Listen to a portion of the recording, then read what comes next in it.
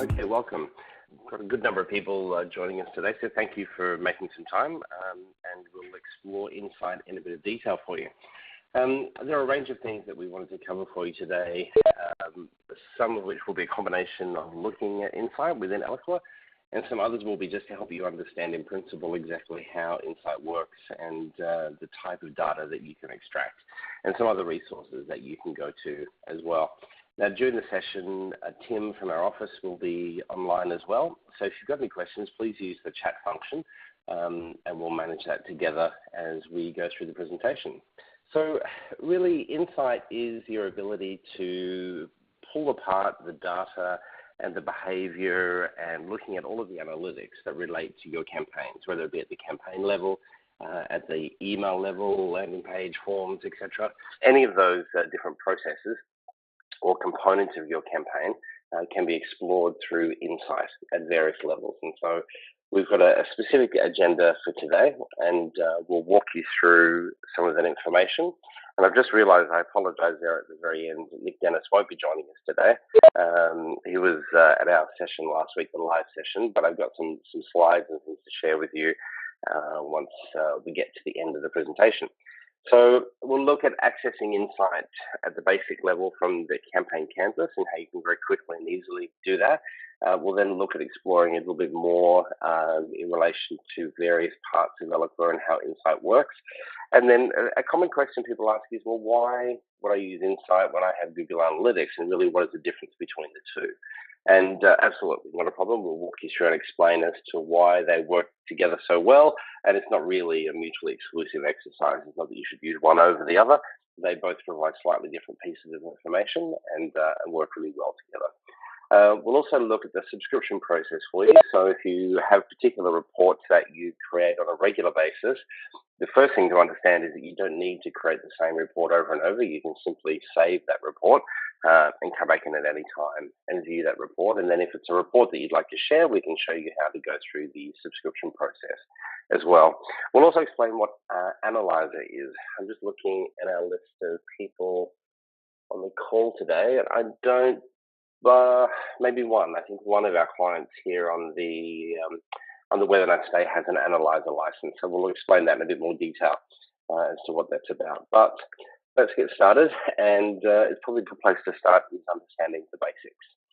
So Insight is effectively a data warehouse, so it sits separately to Eloqua as a different database, and so the feed from Eloqua is constant, generally up to every 15 minutes is when you can typically expect data to be flowing. Now, our experience is that sometimes it can take longer. You'll see there that we indicate, or Oracle indicates, that it should never exceed 24 hours. So it's just something to be aware of, especially when you're trying to balance numbers and trying to get a feel for what's happening. If you're after immediate type of engagement data about an individual, you're probably better off going straight to Profiler within Eloqua to get very specific information on a particular individual if we're talking a few minutes since the campaign has actually launched. Now, within Insight, you'll find a range of different reporting types that enable you to access all sorts of information. Now, the campaign level reports up there in the top right-hand corner, what you're looking at there effectively is the highest level of reporting. So a campaign will consist of emails, forms, landing pages, etc., and obviously contacts. And so that's the highest level reporting. Now, if you wanted to drill down and look at a specific series of emails, potentially that were across multiple campaigns, well, then you might go into emails, and the same logic would apply then with landing pages and with forms. The only reason those four are kind of highlighted is that, based on my experience, that's where most people tend to spend their time when looking at insight. Depending on the nature of your organization and how large your organization is, and well, actually size probably doesn't have anything to do with it. It really is about integration. The closed loop reporting area that you can see over there on the left-hand side, top left-hand corner of the screen, closed loop reporting is where we start to look at campaign performance in the context of leads generated through to opportunities closed and won or opportunities closed and lost. in the CRM. So the first thing, in order to really get that closed loop reporting working, is you need to be integrated with your CRM. The next step then is looking at probably a bit of a discussion between sales and marketing to understand how to maximize that level of reporting. But what that really enables you to do is to look at a really nice graph that shows you, so it's a bit of a bubble graph, I suppose, and you can hover over relevant campaigns and it will show you immediately how many leads were generated and the amount of revenue that was closed, linking back to that particular campaign. So quite a powerful process to get through. I won't lie to you and suggest that it's easy. The technology is not the hard part. It's the human involvement and negotiation between sales and marketing as to how to get that to the right place. But once you get there, it's quite phenomenal in relation to what you can achieve. Let's have a look and understand the numbers. So you'll find there's a range of ways that you can access reports and look at different reports within Eloqua. And so what we want to do is break that down for you and look at those two separate ways that you can access information. So the first way to look at information is really looking at the campaign or asset performance within a specific date range. So it could be from the 1st of January until the 1st of April, for instance. So it's a set date range. And that typically would apply when you're wanting to pull a report in the context of a specific campaign that ran for a specific period of time. However, the other way that you would look at information in Insight is to do it within a period of time. So for instance, the last 90 days. And so every time you come in and look at that report, it refreshes, and the last 90 days will be from today and 90 days previous, or I suppose 89 days previous. And so there's two different ways of pulling the data. Certainly, if you're looking to subscribe to a particular report, it's more likely that you would select this particular option, looking at a period of time versus the specific start and end date. Now, to help you understand the impact of some of this in relation to the dashboard reporting, as well as the analysis type of reporting that's available from within Eloqua, this really comes back and is one of the most pivotal parts is really making sure that you get the start and end date of your campaign correct within Eloqua. So what you can see on the screen right now, on the left-hand side is the initial filters within Insight, and that's how you start to build your campaign. On the right-hand side, what you've got there is the activation window from Eloqua at the campaign level. Now, when you create a campaign within Eloqua, you obviously set a start date. Sometimes it's right away, you're good to go, and so you'll hit run. You may set it for the next day or whatever the case may be. Eloqua requires an end date for that campaign, and so by default, Eloqua puts in 90 days. Now, the challenge with 90 days by default is that it then means that your campaigns will cross over potentially two different quarters.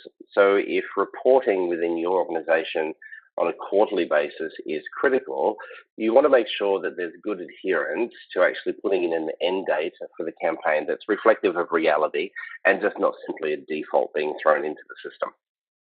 I've got something here to show you in a moment that hopefully will explore that in a little bit more detail. So just to draw emphasis, again, it's that start and end date at the campaign level that is really important, specifically the end date. If your campaign consists of only one or two emails, there's very little chance that campaign's really going to run for 3 months or 90 days. So again, just choose an end date that's more reflective of the reality of that particular campaign. So let's have a look at an example of date range and what that could mean. So in this example, what we have is a campaign that's running from the 1st of June until the 10th of June. And there are multiple emails contained within that particular campaign. Some are open, some are not, etc. And so you want to report on those particular campaigns, so those particular emails within the campaign. Now, there's clearly not to scale, so I apologize for that. So what we're doing now is putting an overlay at the top here to suggest the last 90 days. So if the two emails sitting out here on the left were tested, etc., and were actually part of the campaign, they will in fact fall into your campaign report for the last 90 days.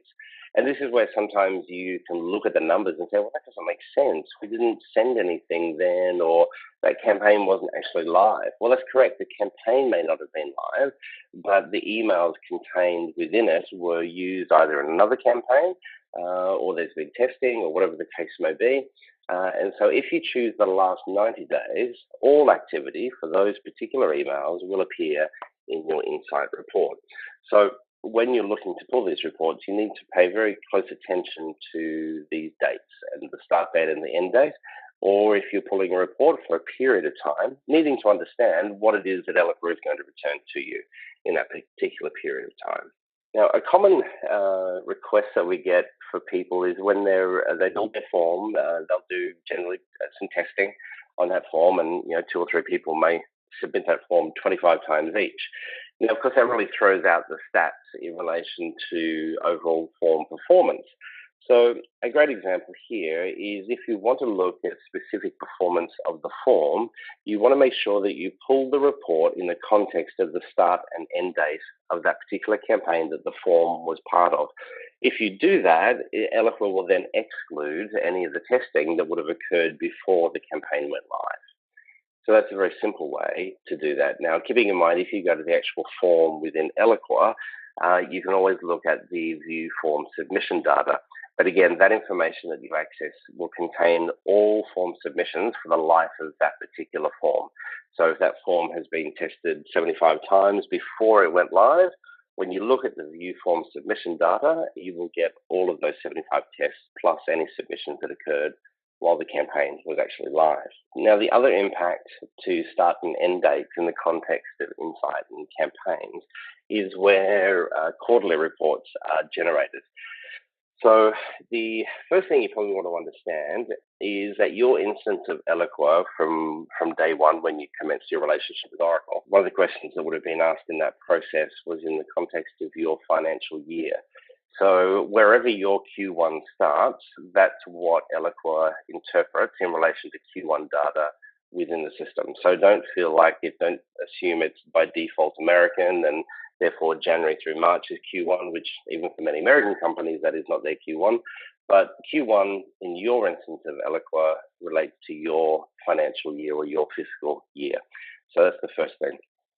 Now, in this particular example, as you can see here on the screen, these red bars are meant to represent the length of various campaigns. Some are long, some are short, some cross over quarters, some are contained within quarters. So if we're clear in relation to setting the start and end date of each of these campaigns as represented by these red bars, you can see that certainly some will cross over from Q2 to Q3, that large one there you can see, and there's another 2 there from Q3 to Q4 that cross over. And that's fine, that's the reality of the situation, that's not a problem. But what you don't want to do is by default have every single campaign stretching out for 90 days and really distorting your campaign reporting capability. This might be a good point to stop and see if there's any questions. Just a reminder, you can use the chat feature there within the screen. You can direct those to Tim or to myself or the presenters. There are different ways that you can access reporting from Eloqua from an Insight point of view. And one way that you will be able to access kind of your basic digital level reporting is directly from the campaign canvas. So there are a couple of ways that you can do that. One is effectively looking at operational reports. So operational reports are very basic in the context of emails sent, unique opens, unique click-throughs, etc. It also contains entry and exit reports as well. So when people have entered your campaign or exited your campaign, and we can access that. And we'll have a look at that in just a moment, but just to give you an idea. The other one that you can report on directly from the campaign canvas is the Insight Campaign Analysis by Campaign report. Now these are easy to get to. Just got a quick graphic here to show you how you do that. And you'll see there's 2 options there. The first option is the operational reports. You can see those listed right there. There's the audit. Now, the campaign audit just shows you any user within the system who's touched the campaign and saved the campaign at some point and made any changes. So you can just be clear on who's involved in the particular campaign build process. The email statistics, as I said, opens, unique opens, sends, etc., delivered, all that information is contained within the email stats. And then the entry and exit reports relate to individual contacts, how they came into a campaign, and then at what stage they exited the campaign. And that can be quite helpful, especially if you have multiple entry points into a campaign. So you may have your segment on the campaign canvas. You may also have a form somewhere, and that form potentially is dropping people into the campaign as well. So you can start to get a bit of a feel for where people are coming from in order to get into that campaign. The other option you've got there under operational reports is insight report. So this is just a quick visual on those operational reports. Now we have, in this particular report, we had no one exiting the campaign because we hadn't finished. This is actually your campaign for the user group that we're experiencing right now. The next one that you've got is the insight reports. And so the insight report is campaign analysis. And so the campaign analysis report, again, directly from the campaign canvas, you don't need to go into Insight in order to get it. You can just simply navigate as you saw there. We'll give you all of the basics that you would typically want from a digital point of view. So it's unique click-through rates, it's possible forwards, it's bounce backs, hard and soft bounce backs, etc. Any unsubscribes, page views, if there are landing pages as part of that particular campaign, etc. So you've got all that sort of information captured right there. So again, accessible directly from the campaign canvas with an insight report. But the next step is understanding a little bit more about some of those reports. So we can see Sophie had a question here. Will we be receiving a copy of this PowerPoint after the webinar? You sure will. What we normally do, Sophie, is you might have noticed at the beginning of the webinar, we record all of these sessions. So they're all recorded and will be on our YouTube channel. If you'd like a specific copy, though, of the PowerPoint, we can certainly send it through to you in PDF. Just contact myself or Tim, and I'm more than happy to send that through to you. So there are two types of reports. We've looked at, first of all, the two styles of accessing those reports and looking at the data, looking at either a specific start and end time. We've also looked at understanding a period of time and the difference between those two reports. The two options you have in relation to looking at the data, so how the data is actually presented to you. The first one is in relation to dashboards.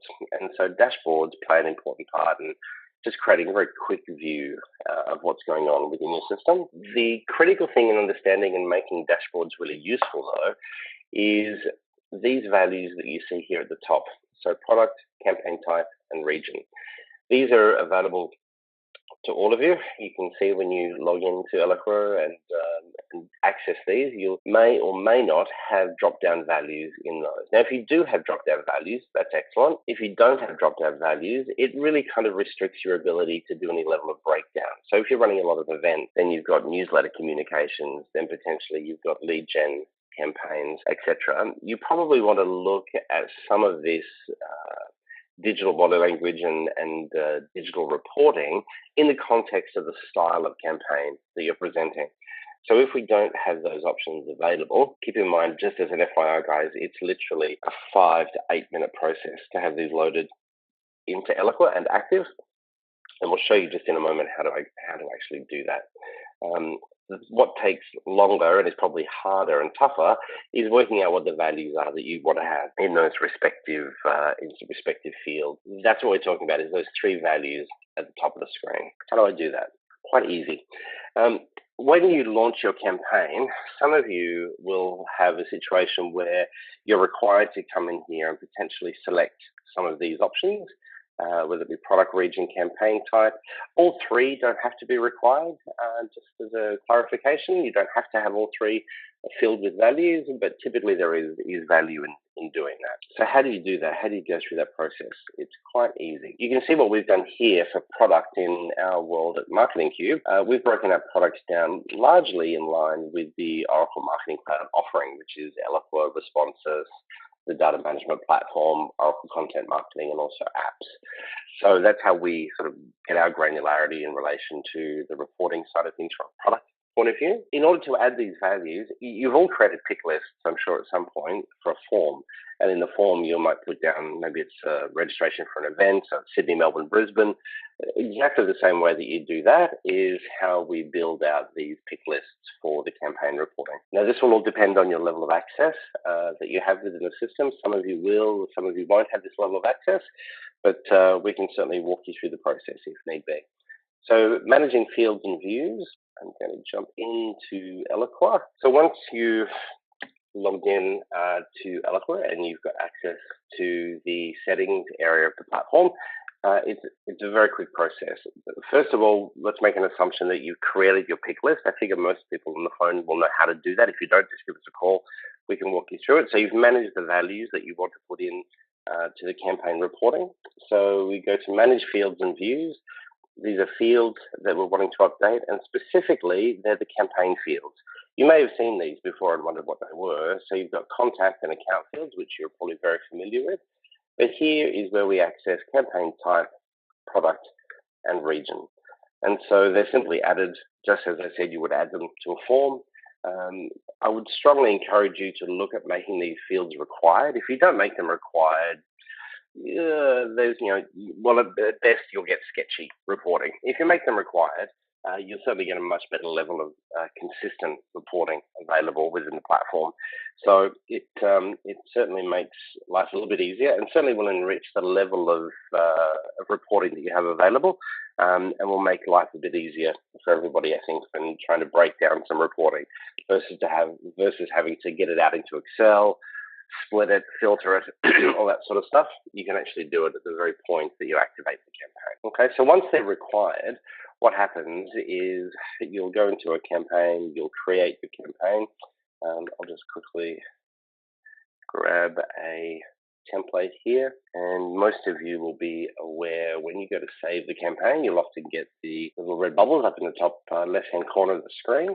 Same will happen in this particular instance. Okay, so what you're seeing there is 26. Now, of course, this is a nurturing campaign, so that's why there are 26 different things. You can see here we've got required field missing. It says open the campaign settings to set the required field of region, product, and also campaign type.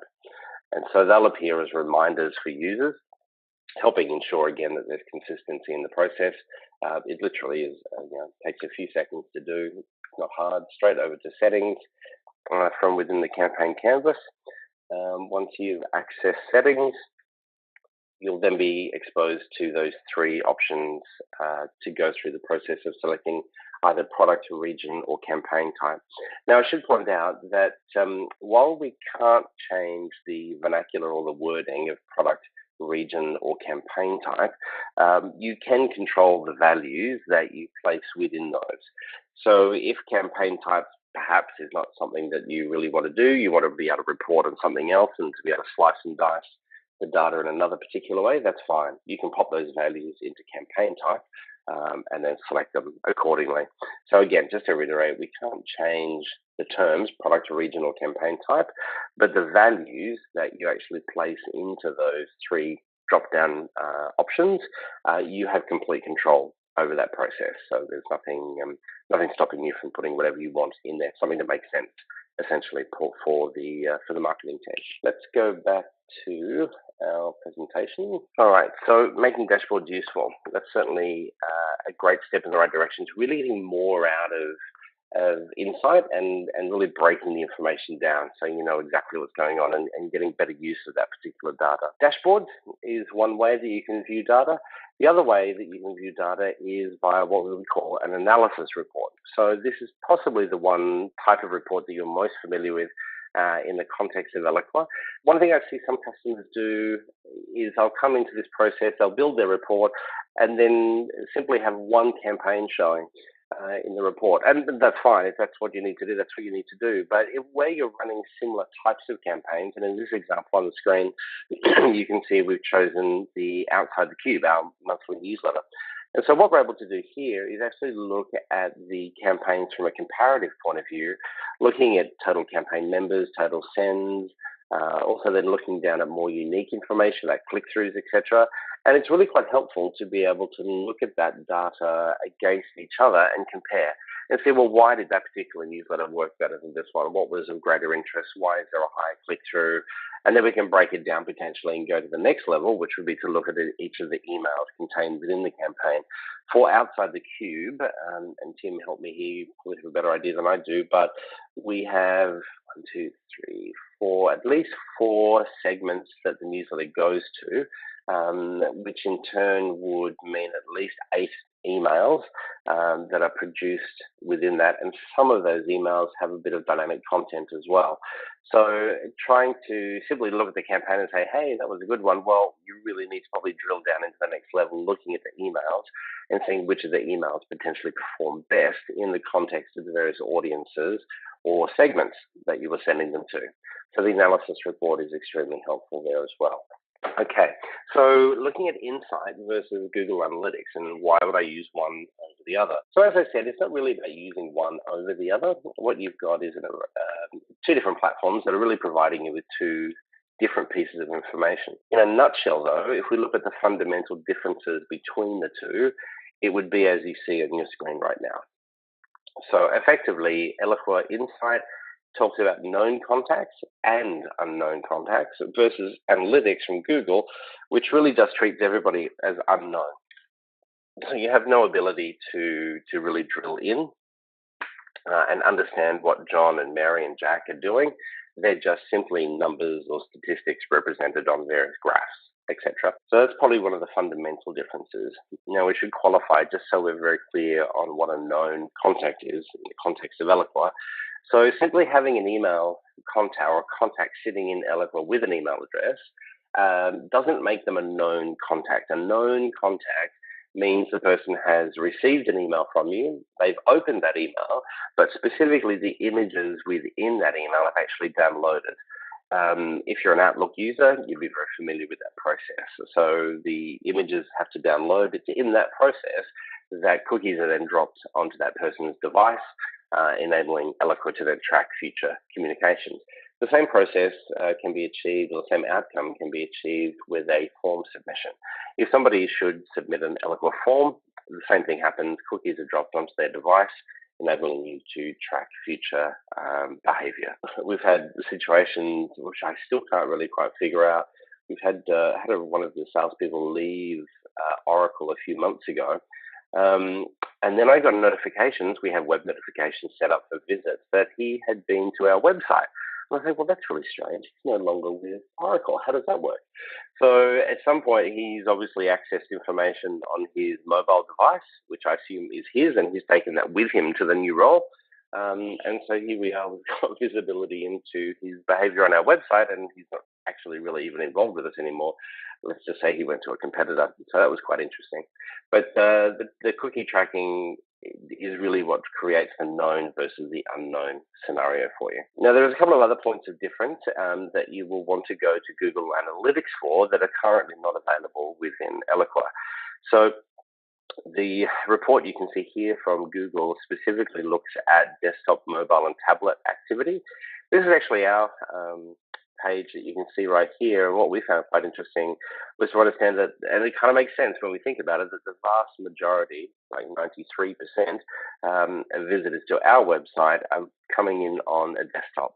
And that makes sense. I imagine most of you right now are probably sitting at your desk at work or maybe in your home office, but you're probably at a desktop device versus a mobile or tablet. So go to Google Analytics for that information. The other one that Google presents you with is around demographics, age group, gender, that sort of information.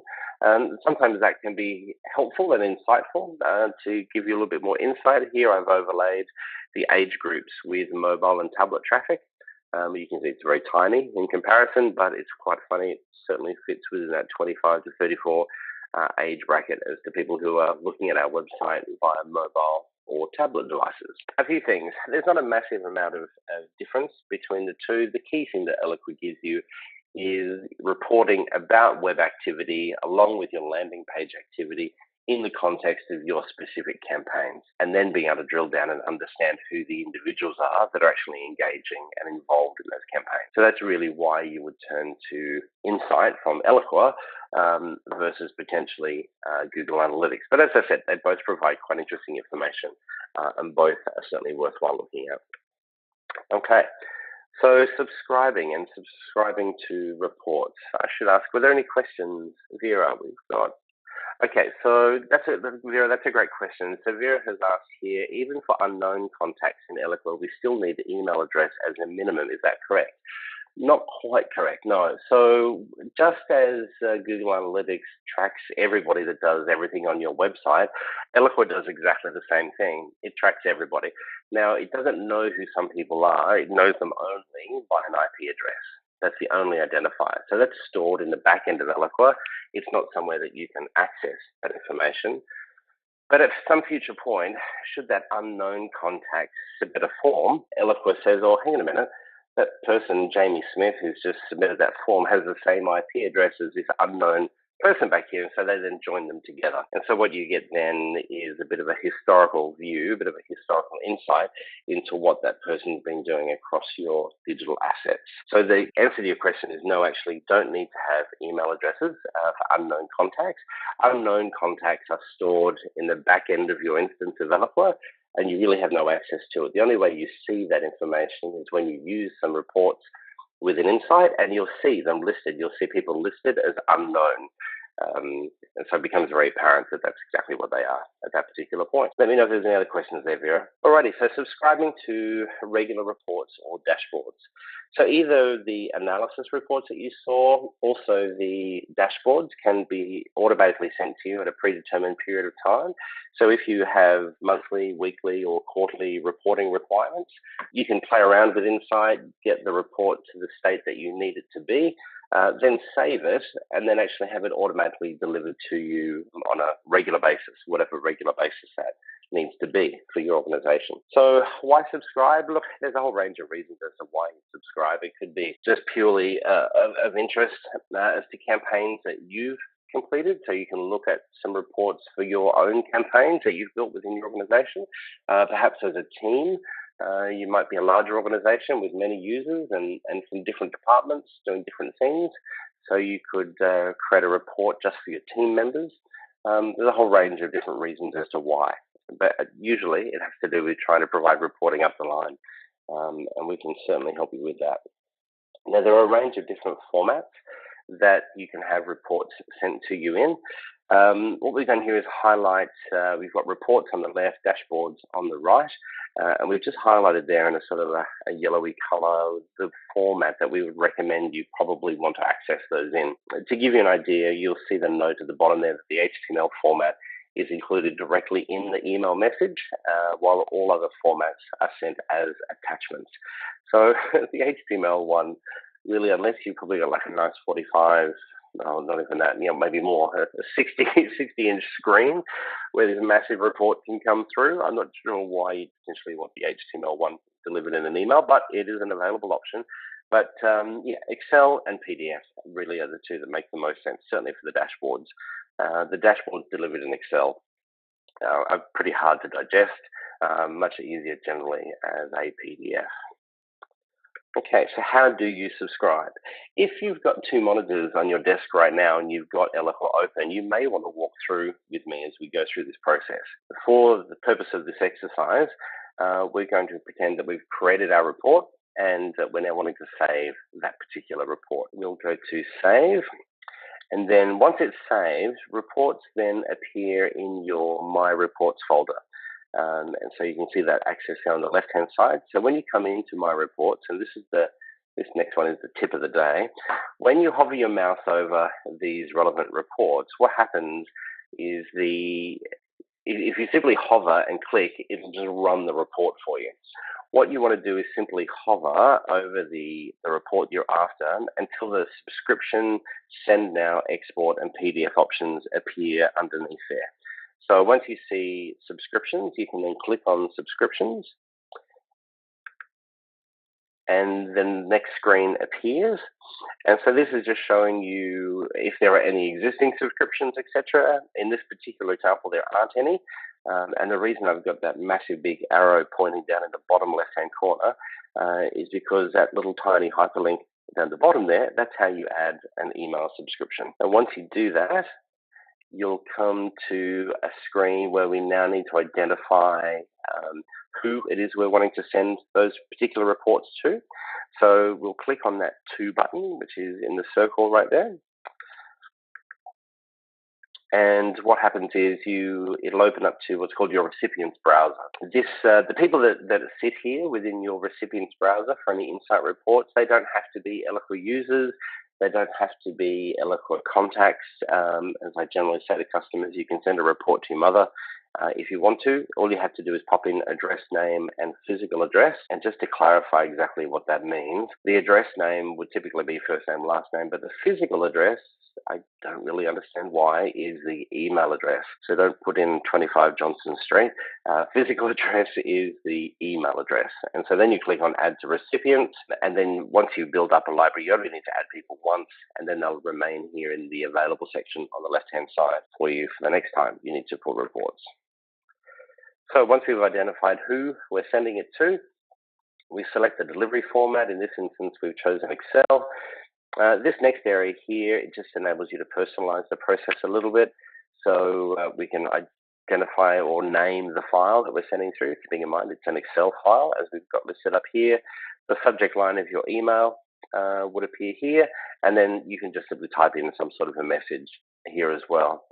Now, if you're running, well, it depends on how frequently you want people to receive this particular report.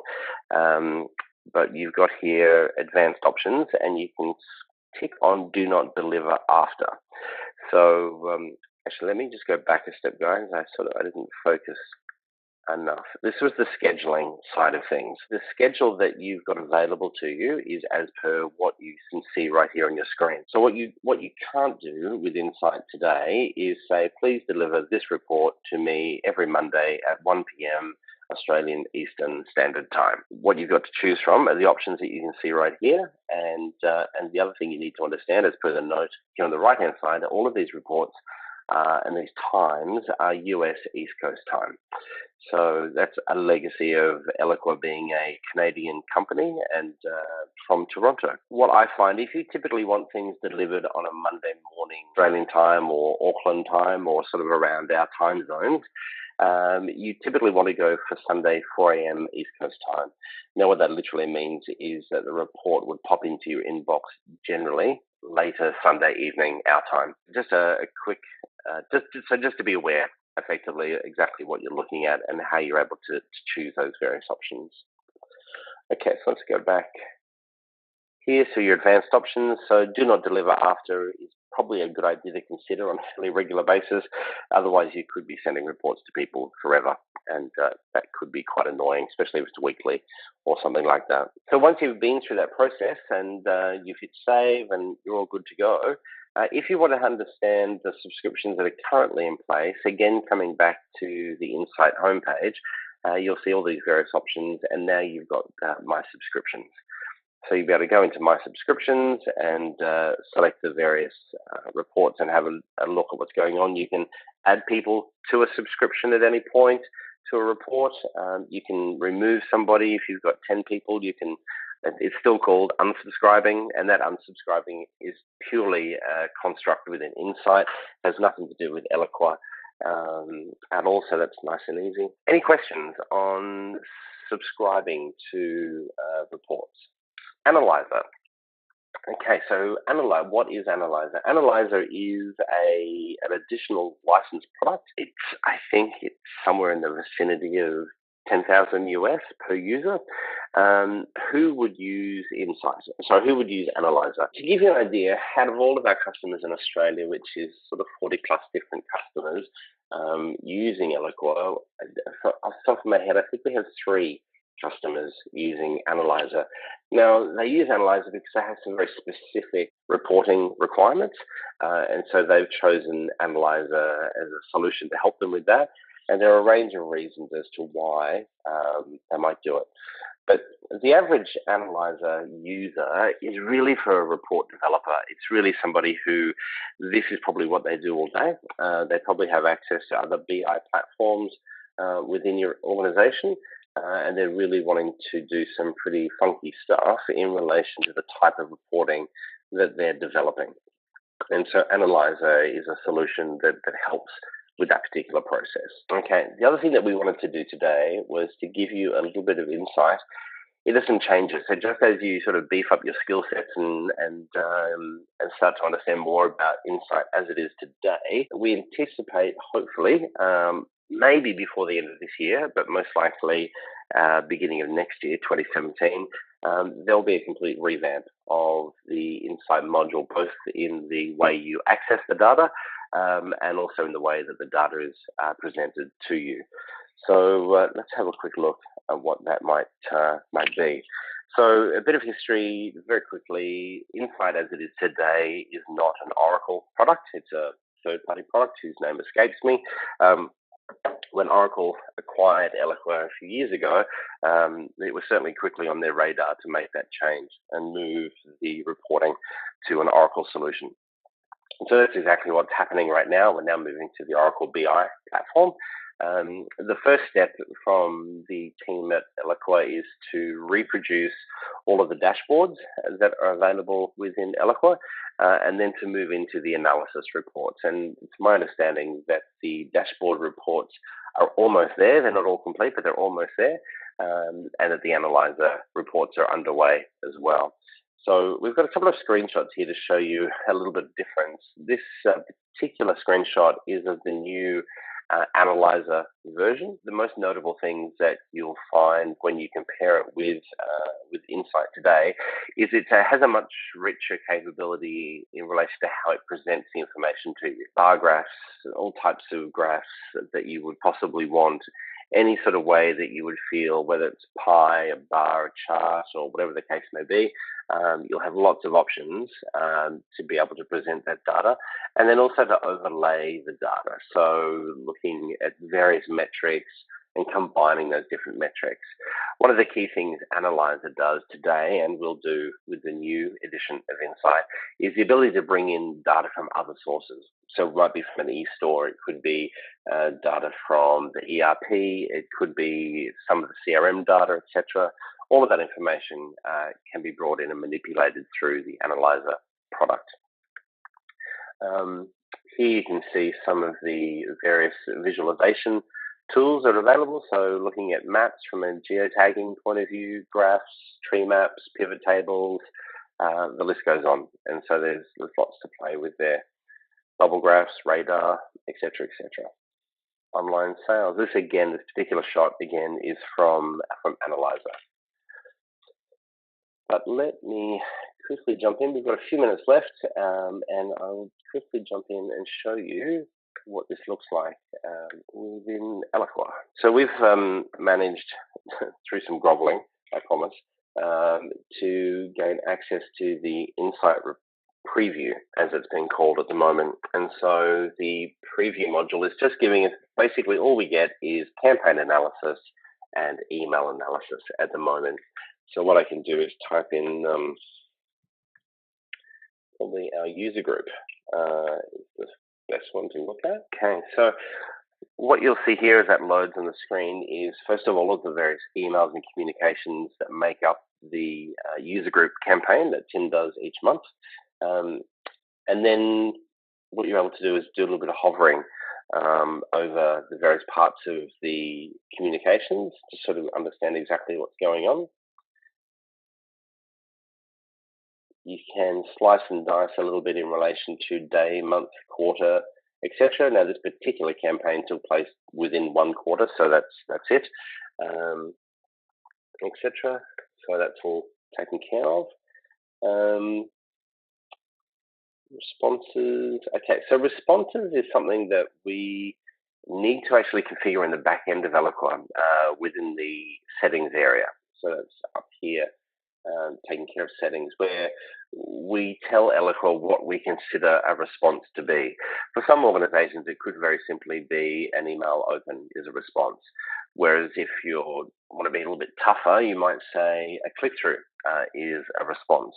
So we just need to actually go in and configure and tell Eloqua what we consider a response to be, and then the reporting will begin to reflect that. So please don't look at that and think that we had no responses, because clearly we have all of you folks joining us on the Eloqua user group today.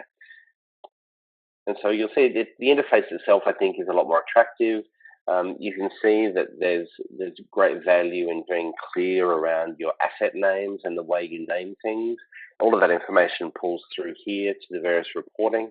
So if an email, for instance, is simply called email, it makes life pretty difficult to really try and understand exactly what you're looking at. You can then start to remove some of these options as well. So if we take away, just for fun, if we take away the non-member emails, maybe even the member emails. And so the graphs begin to adjust accordingly based on the data that you've got there. So you can imagine if it's a long nurturing campaign, for instance, with multiple emails, potentially 10, 15 emails, etc., you can actually start to break down and look very closely at individual emails. So this is the very beginning of the process. This has actually changed like within the last 2 weeks. What I'm seeing here right now is a little bit different to what I saw 2 weeks ago, but we'll certainly keep you posted over the coming months with any updates in relation to availability. Now, this is not something that you'll be paying extra for. This will absolutely be the replacement for Insight, which all Eloqua users have access to. So once it becomes generally available, we'll certainly make sure through the user group that we get some training sessions and introduce you to the new Insight as well. Tim, that kind of wraps up what we've got here. There are no more questions there.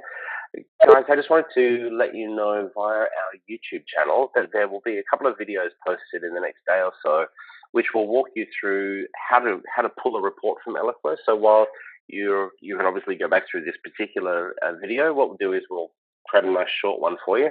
I think I was able to get it down to 8 minutes. So, and that will just walk you through the process of how to extract, how to create a report within Eloqua, and then also how to extract that particular report if you want to get it out to Excel, and then also to subscribe to it. So by the time we get those up and by the time we get this process from today, we'll include a link there for you so you can access all of that information and then sort of go through the process using the video as a bit of online training at the same time. But do we have any other questions there at all? Just feel free to use that chat function. All right, Tim, I think we might be done. Guys, thank you so much for joining us today. We appreciate your ongoing support. Thank you, Michael. Appreciate that. As I said, this session's been recorded, so it will be uploaded to the YouTube channel probably by early next week at the latest. And we'll be sure to get an email to you with links so you can access that and some of the other video tutorials that we've got online there as well. But thank you again for joining us. We appreciate your support. If you've got any questions, we will be working through. Some of you did send through some feedback about future topics. Thank you for those. We've received those. Today's session on Insight was specifically as a request of a number of different user group members. So hopefully that's been helpful, and we will cruise through the coming months with additional topics based on what you're asking for. So thank you again, and please feel free to shoot through any additional requests on topics. Have a great day, and we'll chat soon. Thank you.